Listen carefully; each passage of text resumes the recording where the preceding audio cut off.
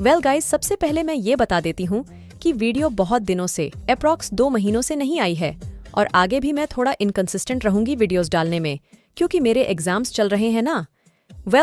Let's start from our classical intro.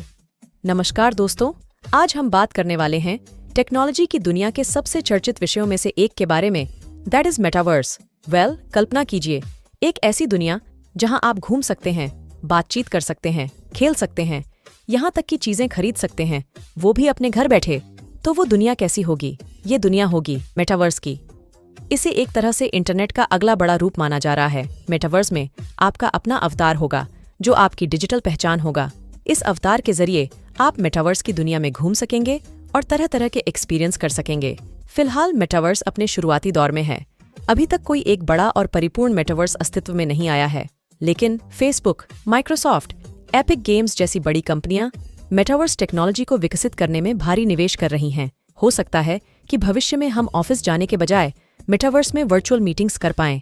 कर्मचारी अपने अवतार के जरिए वर्चुअल ऑफिस में काम कर सकेंगे। स्कूल और कॉलेज मेटावर्स का इस्तेमाल करके छात्रों को इंटरेक्टिव और इमर्सिव तरीके से शिक्षा दे सकते हैं।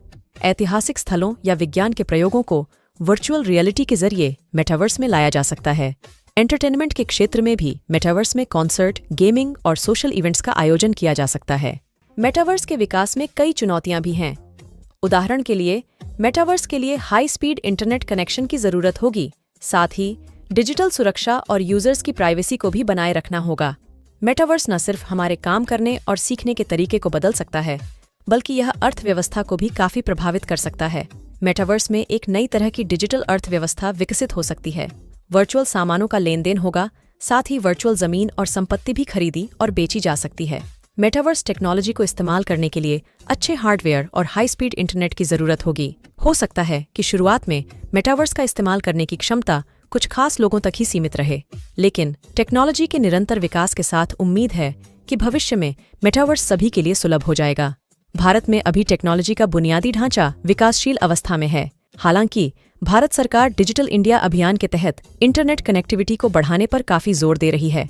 अगर Bharat high speed internet connectivity को व्यापक बनाने में सफल होता है, तो मेटावर्स के विकास में भारत एक अहम भूमिका निभा सकता है। भारत में मौजूद आईटी क्षेत्र के टैलेंट का इस्तेमाल करके मेटावर्स के लिए नए नए एप्लीकेशन और अनुभव विकसित किए जा सकते हैं। आप मेटावर्स के बारे में क्या सोचते हैं? क्या आप इसके लिए उत्साहित हैं? आप इस टेक्नोलॉजी को भविष्य में किस तरह से इस्तेमाल होते हुए देखना चाहते हैं? कमेंट्स में अपनी राय जरूर शेयर करें। बाय।